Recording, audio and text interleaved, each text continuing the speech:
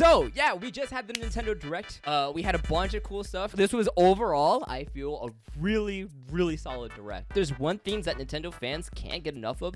It's Nintendo Directs. Waking up to that tweet saying that there is a new Direct is the equivalent of waking up on Christmas morning for Nintendo fans. But what most people don't realize about Nintendo Directs is that Nintendo Directs are devious commercials. There's so much hype and energy around them that it's hard to remember that Nintendo Directs are like super good at marketing and just like advertising to you games.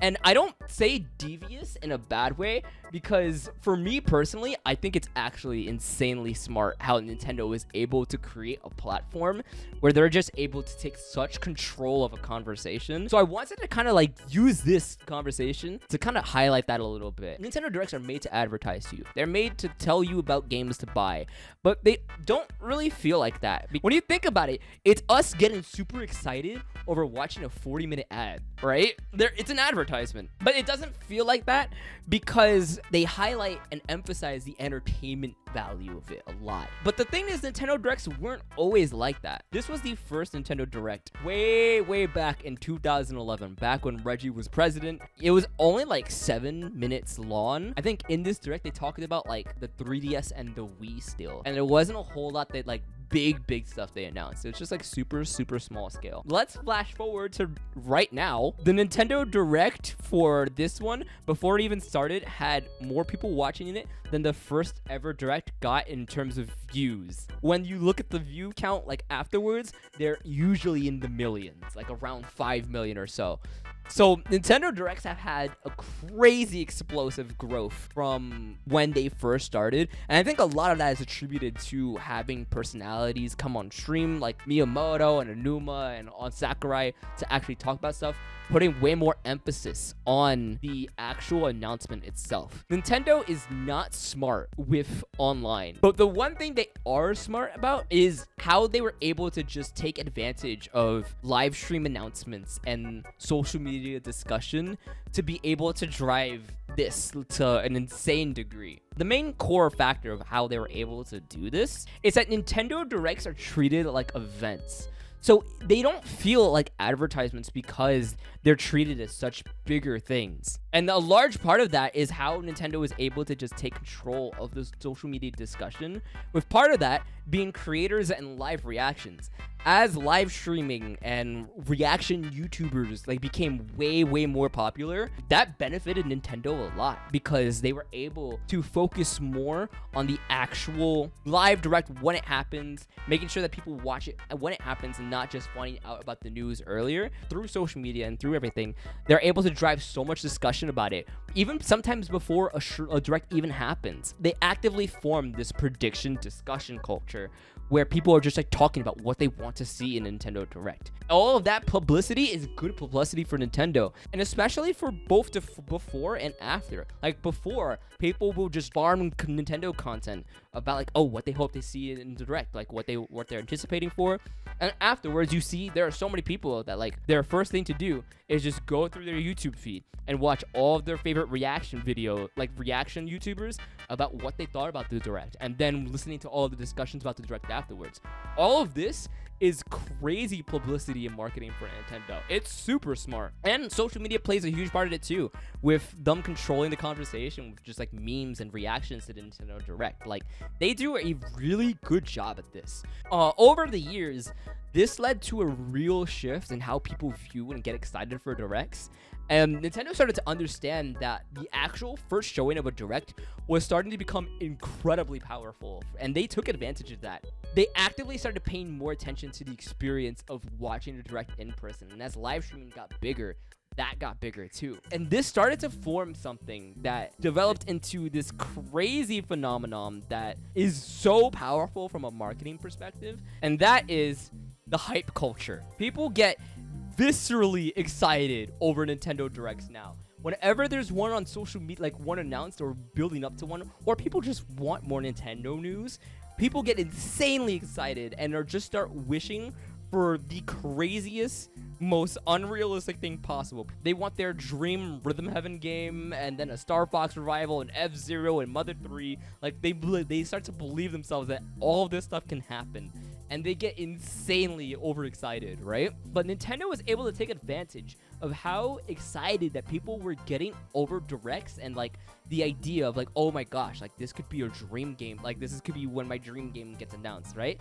Is that they made a game out of advertising games. They specifically made a game out of getting advertised to. It's ridiculously crazy how they thought about this. Here's how this works. Raise your hand in chat if you ever have had a direct where they announced something that you were over the moon excited for and thought would never happen, right?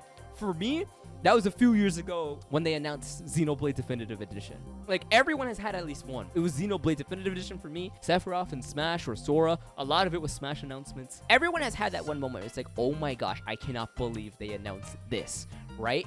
And here's what happens when that happens. Because the experience of watching directs had so much more emphasis placed on it now, the viewers feel like when they watch it, they go into it already expecting that they will have something announced for them that they're excited about.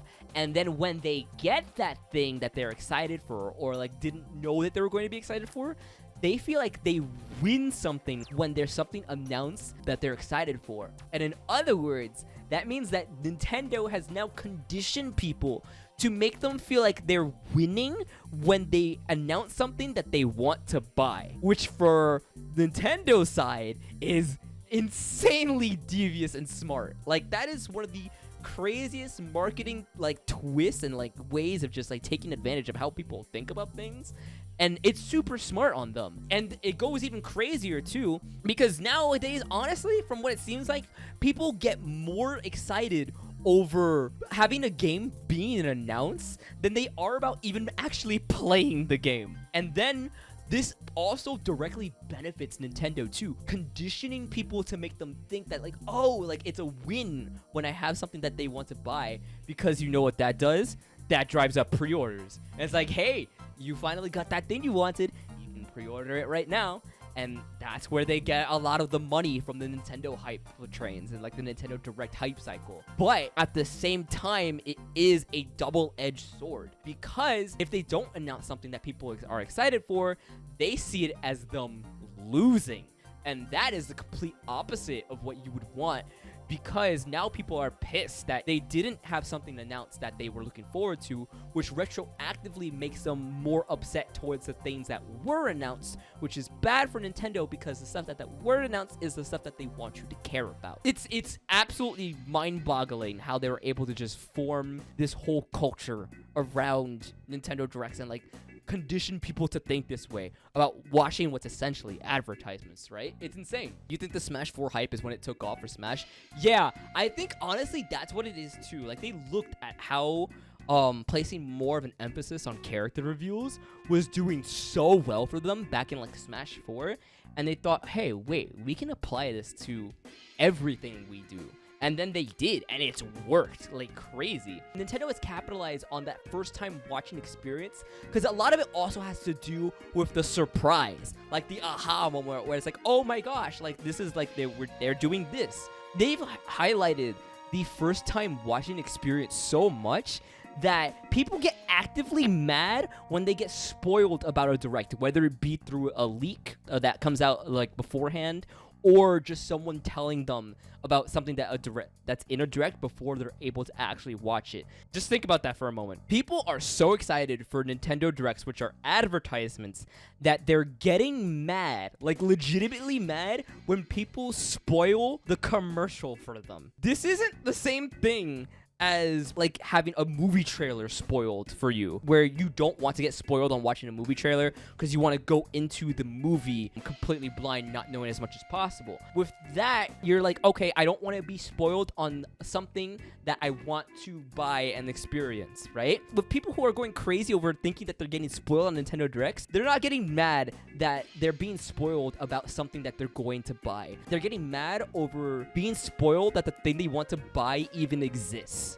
Like, that's so weird. And it's so crazy how that mentality formed and is just like a thing, now that people are getting so vehemently excited about Nintendo Directs that they don't want their advertisements spoiled.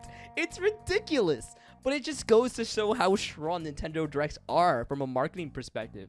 Like, it's insane when you think about that. But here's the thing, too. Nintendo Directs aren't just used to advertise to you. Nintendo Directs are made to distract you.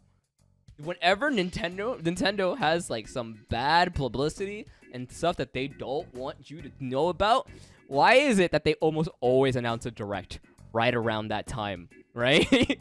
People be like, I can't stand Nintendo. 10 minutes later, me with the bestie. Oh my gosh, did you see Mario Kart? But this has happened way too many times for it to be just a coincidence. Remember 2 years ago now when people were getting so heated over free Melee and Nintendo shutting down tournaments for Super Smash Bros., especially when we weren't having in-person tournaments and everything? People were getting viscerally upset and like heated over it, and it was trending, worldwide trending, for a good moment. And then Nintendo said, hey, guess what? Sephiroth is in Smash. And immediately people fold. Immediately people folded and completely forgot about free Melee and like did not care about it anymore. They do such a good job of diverting attention away from the actual thing, right? The same thing happened with this Direct, where Gilbert Thunder's entire channel got nuked, and people were so upset because Nintendo has not provided a good outlet for listening to their music in an official way. And then, oh, guess what? Here's the Nintendo Direct. They're not just used to distract you from bad publicity. They're also used to distract you from competition. So remember when just a little bit last year when we had a brand new platform fighter coming out from Nickelodeon that had rollback netcode? People were excited for it. I was like, oh yeah, like Nick All-Stars Brawl, this game looks hype. Like a lot of people who were playing Smash were excited about it. And then literally the day it comes out, Nintendo says, hey, let's put Sora in Smash. Why not? We can do that now. No reason that it's the exact same day that Nick All-Stars was coming out. That was not intentional whatsoever to completely distract you from that. But yeah, that just goes to show how insanely strong Nintendo Directs are at just like being able to distract you and control the conversation over what Nintendo wants you to see, right? Nintendo Directs has been so freaking successful that literally everyone copies them now. You have PlayStation State of Play. You've got Xbox doing their like showcases every now and then. Even people that aren't like console owners, like Sonic and Capcom and Square Enix, they do their own. Developer being super obvious where they get their inspiration for. Like, so many people have copied this format because it works, and just for like even one day, you're able to just completely control a conversation. And that just goes to show how powerful of a tool that Nintendo Directs are. Such powerful marketing tools that almost every company wants to like do stuff like that. So yeah, that's this episode of Talking Shop. If you want to see these discussions live and actually contribute towards them as we talk about it, you can go and check out my Twitch. Also, don't be afraid to like and subscribe. Please, I need to say it. It helps a lot. Thank you so much for doing it. I really appreciate it. I stream these every 2 weeks on my Twitch. But yeah, that's it from me.